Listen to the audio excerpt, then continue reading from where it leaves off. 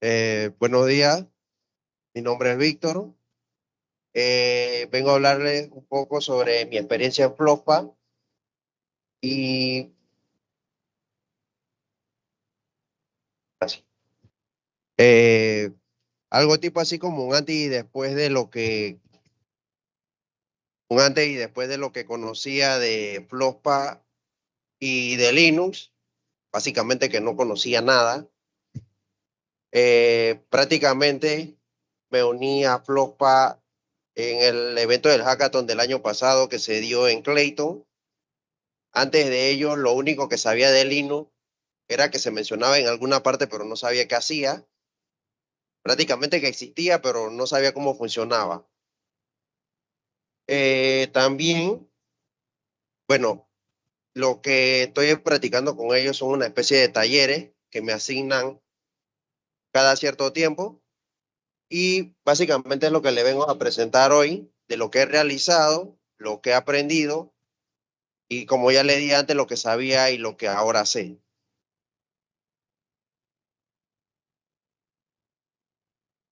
Uno de mis primeros talleres fue leer sobre la partición de discos, que prácticamente yo lo único que creía que el disco duro o una USB simplemente se metía o se insertaba en una computadora y se llenaba de archivos y ya.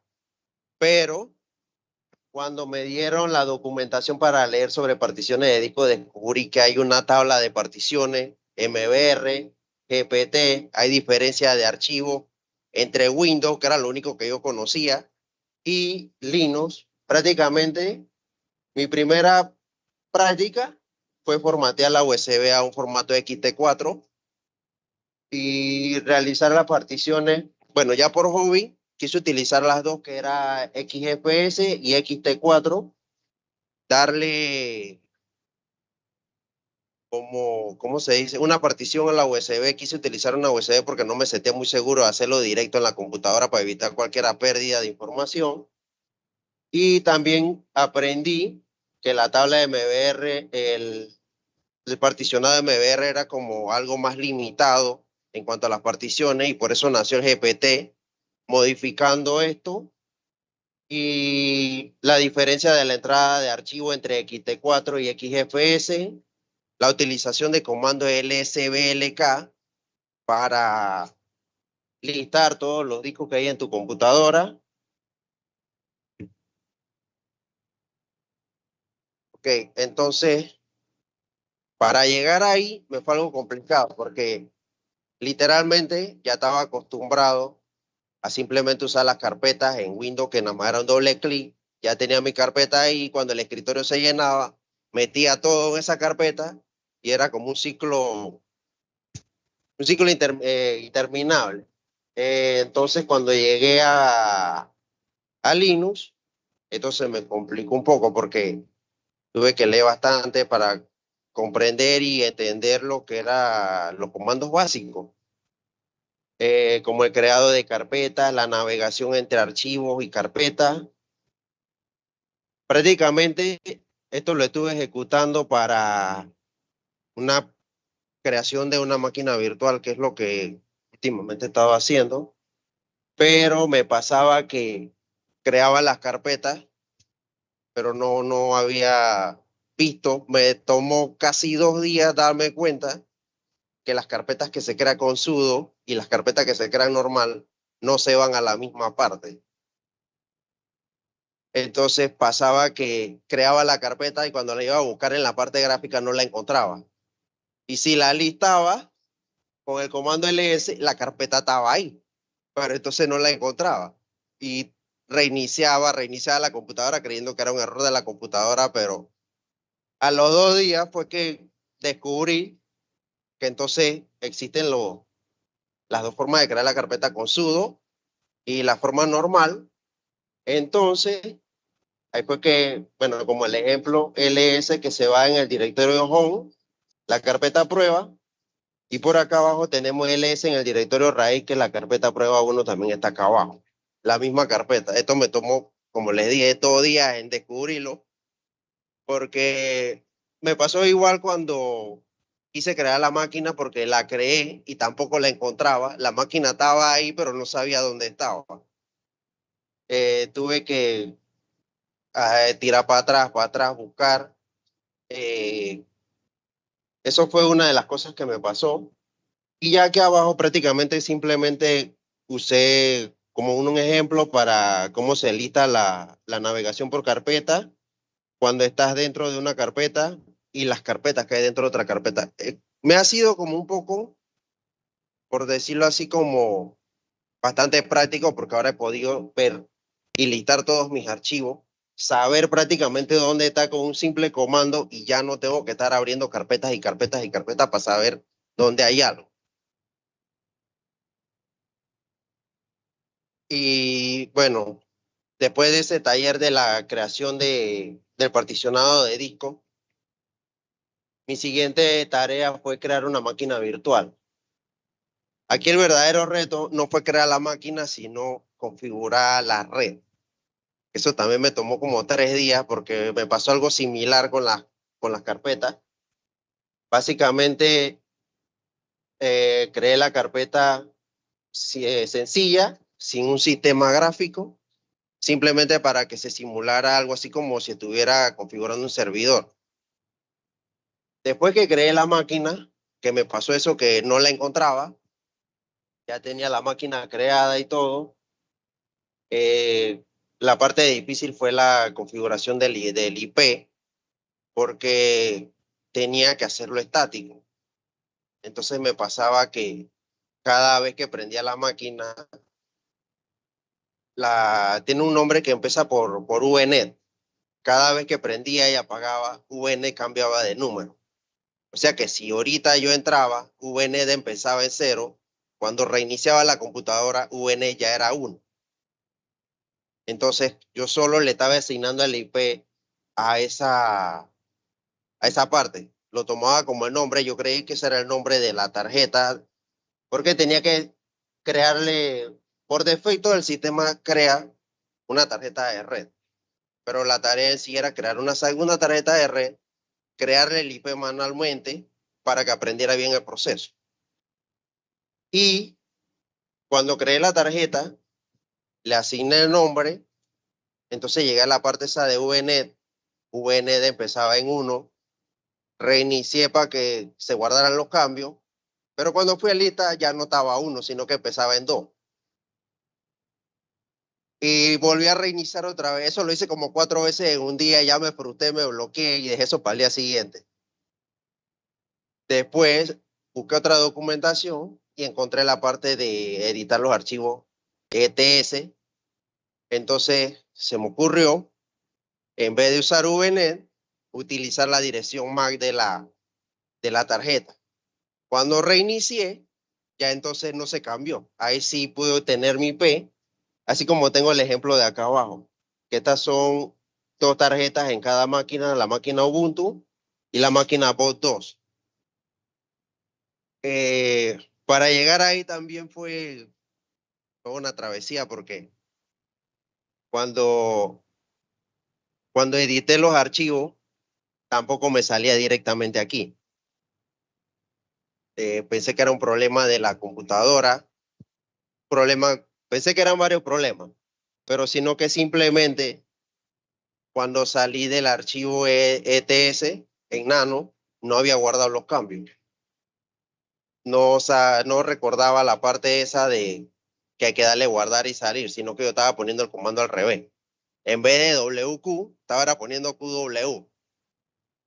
Ahí demoré bastante en hacer eso.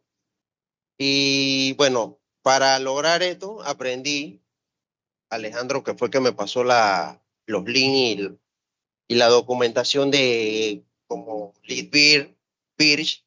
Prácticamente yo no conocía nada de esto. Y ya después de tener las máquinas creadas, quise meterles como un tipo de servicio a cada una. Que eso es algo que todavía estoy practicando porque algo que también me di cuenta que si no estás seguro de qué archivo vas a borrar, mejor no borres nada, porque quería como crear una máquina nueva, pero como desde cero. Y realmente hasta la fecha de hoy no sé qué archivo borré, que ya Kemu no me permitió crear otra máquina, me mandaba un error de ID. Lo que esto prácticamente me llevó a desinstalar todo el sistema completo y volverlo a reinstalar Fedora. Entonces, cuando lo reinstalé, que volví a empezar, ya él me permitió crear entonces la máquina diferente porque en el anterior no me tiraba esta ventana, sino que simplemente se quedaba como cargando la parte donde después que ejecuta, que él le instala el archivo, te manda la otra parte que es de la instalación del sistema que quieres instalar, o sea, la ISO, pero no me mandaba esta parte, sino que simplemente se quedaba ahí estancada y no seguía. Después que reinstalé Fedora, entonces sí, me tiró directamente a esto, que ya era lo que tenía como loguearme como con mi usuario y mi contraseña. Y ya entonces sí puede hacer las pruebas de PIN, que prácticamente tampoco sabía cómo se hacía. Lo más que yo hacía en Windows con la terminal era ver mi dirección IP con ipconfig y eso era todo lo que yo sabía en la terminal. Ya aquí, con los comandos y lo demás, aprendí bastante. Entonces, después de eso, tuve la tarea del SSH, que prácticamente en cada tarea me pasó algo distinto.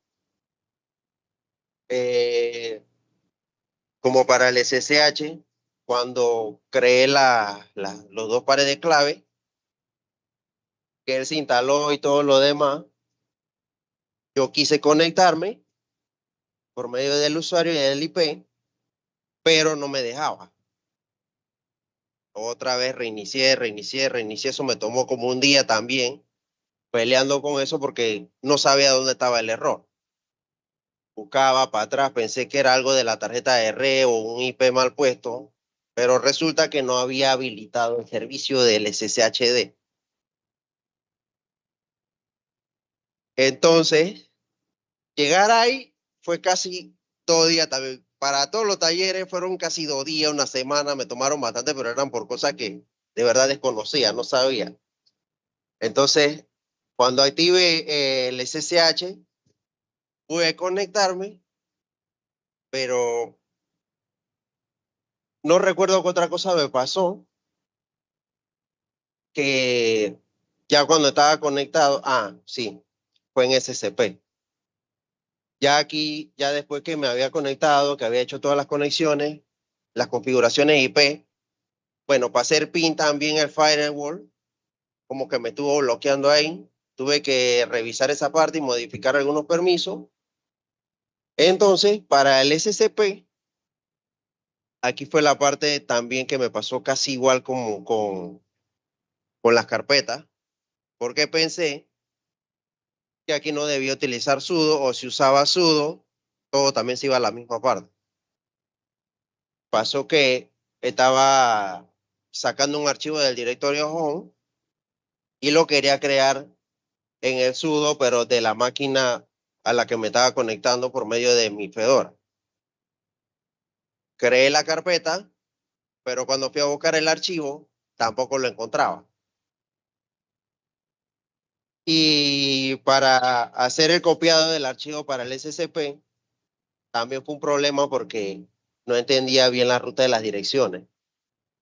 Eh, Podía sacar el archivo, pero no recuerdo por qué me mandaba un error, un error, un error.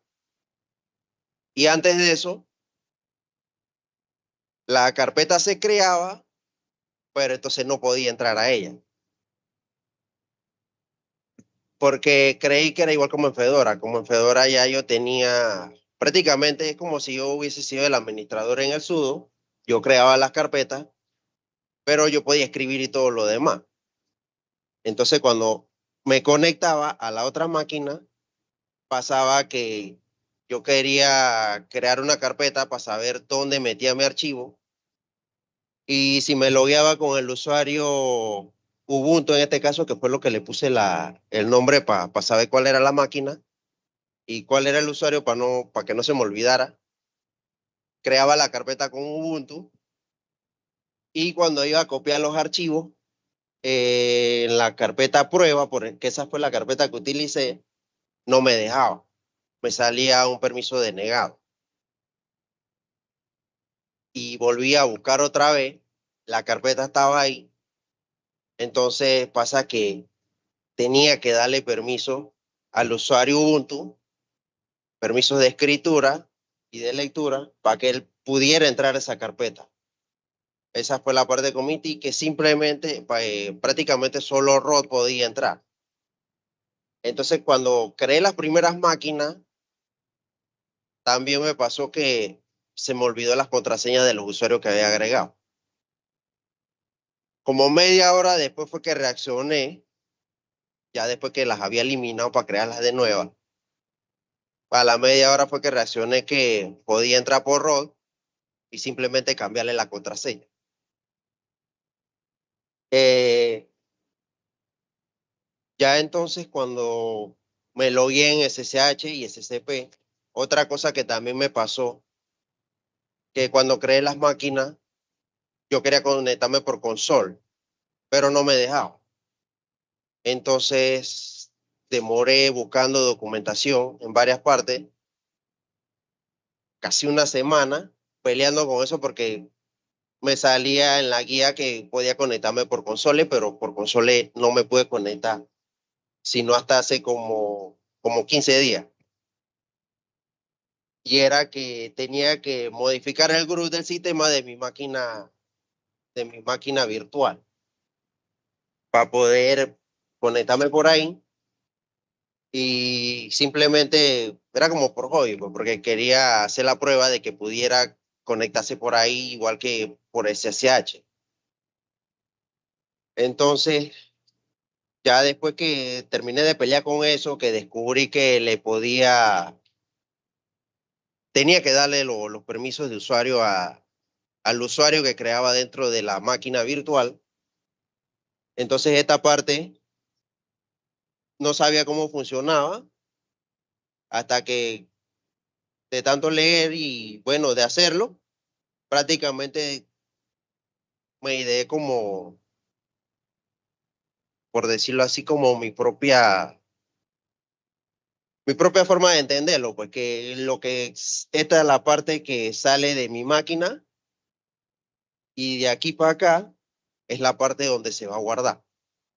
Entonces esta era la parte que se me complicaba porque aquí creaba la carpeta en el usuario sudo, pero cuando la iba a guardar utilizaba era la del home. Y ahí entonces era que tenía el conflicto de que no encontraba la carpeta porque no estaba usando bien las rutas. Después de eso, ya lo siguiente fue configurar el servidor. Sí, esto todavía no lo he terminado. Todavía estoy ahí porque como tuve que reinstalar todo de nuevo, ahorita solo he llegado hasta la parte del SSH y también les había puesto un servicio a cada máquina antes de eliminarla. Ya había puesto el Nginx, el Apache y a otra le había puesto una base de datos porque quería hacer una conexión entre algo para ver si me funcionaba ahí, pero ahora como todo se perdió, tengo que empezar de nuevo. Y por ahora la última tarea que me pusieron fue configurar el servidor LAN, que eso fue una pregunta curiosa que hice porque en un examen de la universidad nos pusieron a realizar un programa de un tipo de registro de colaboradores de una empresa. Y para eso tenía que hacer una base de datos y utilicé CHAM. Entonces, cuando Alejandro me mencionó LAM, yo pensé que LAM era como CHAM. Y porque creí que era algo parecido, ¿no? Que se me iba a abrir una ventanita que se iba a ejecutar, que yo tenía que darle start para que arrancara el servicio. Hasta que Alejandro me hizo la observación que era Linux, Apache, MariaDB y PHP, que era como una pila una pila de servicios, de herramientas para levantar el servidor. Esto que está aquí, de verdad nunca lo había hecho. Es la primera vez que lo hago. Y como les digo, un antes y después, porque de verdad yo no sabía nada de Linux, nada de nada. Y de verdad, ir al Flopspa, digo, al hackathon, prácticamente yo solo fui porque no sé ni por qué fui, pero fui porque cuando estaban haciendo los workshops, había curiosidad, había curiosidad, es verdad. Entonces también, otra cosa que Alejandro me mencionó, que debía mantener ese Linux activo. Cuando él me dijo eso, yo no lo quise preguntar, pero yo lo busqué por mi parte. Quería saber qué era eso. Hasta que encontré que era prácticamente lo que supervisa que los servicios, los permisos que se hagan, simplemente se mantengan. Es como que lo que le da seguridad, sí, eso. Seguridad a los procesos que se están ejecutando en el momento. Y ya cuando estaba en esta parte de los talleres, considerando el hecho que ya había borrado todo, y el error que cometí fue que no tomé apunte de nada. Así que prácticamente tuve que hacer todo desde nuevo, pero ya esta vez por lo menos sabía qué salidas tenía que esperar con cada cosa que creaba. Y bueno, ya teniendo la idea de que tengo que levantar el servidor con WordPress, se me ocurrió tomar cada apunte de cada cosa, de cada taller que había hecho, que había repetido de nuevo, y crear un tipo de guía con lo que ya tengo, pues. Y después que tenga el servidor armado y el WordPress levantado, subirla como un tipo de página web que de repente en algún futuro me pueda servir, o si algo se me olvida, o compartirla con alguien más que quiera empezar en esto. Y bueno, ya como último, como digo el señor que sí había curiosidad de ir al hackathon, prácticamente yo fui porque tenía la idea de que ahí se iba a hablar de tecnología por todas partes, pero no sabía cómo funcionaba eso, nunca había dado un hackathon, hasta que ellos mencionaron que necesitaban a alguien para el stand. Y bueno, así es como he llegado a Flopspa y estoy aquí, y quiero agradecerles por permitirme este espacio de compartir mi experiencia con ustedes.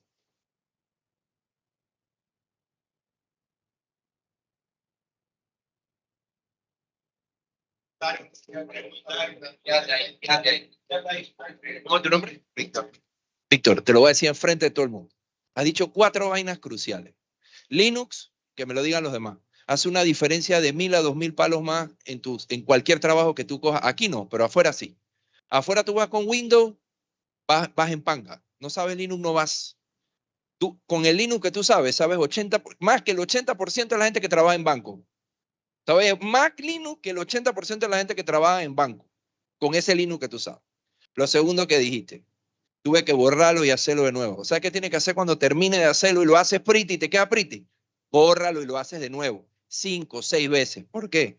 Por la memoria muscular. Ya después lo hace por reflejo. Dijiste una cosa que nadie hace. ¿Quién documenta? Tú documentaste tu proceso, hiciste tu guía. No, ríanse. Alejandro, tú llegas a un lugar, instalaron un servidor. ¿Y quién tiene una bitácora de lo que está ahí? ¿Quién tiene un historial de cómo se instaló? ¿Qué tú tienes que hacer? Tú tienes que ponerte el cuchillo aquí como Rambo y tienes que meterte en ese code base a ver qué tú te encuentras por ahí. Documentaste. Y dijiste una cosa súper importante al final. ¿Qué fue lo último que dijiste? ¿Para qué documentaste? Para compartir mi conocimiento y para tenerlo. Eso es lo que está pasando, eso es lo que está pasando aquí. Toda la gente que comparte código fuente, que comparte guías, que comparte todo lo que es open source, toda la gente que comparte guías, que comparte software, que comparte tutoriales, conocimiento colectivo. Todo lo que tú has dicho, viejo, es en la base de lo que yo soy. Yo no estaría donde yo estoy si eso que tú haces yo no lo hiciera o lo hubiera hecho otra gente, lo hubieran compartido conmigo. A ti te parece una pendejada chiquita. Eso que tú hiciste, el 90% de la gente no lo hace. Se quedan en Windows, se quedan en la zona de confort. Métele tiempo el fin de semana, en hora libre, en vez de estar tomándote una Atlas, estás ahí dándole. Es en serio, bien. Te felicito. Te felicito. Muchas gracias.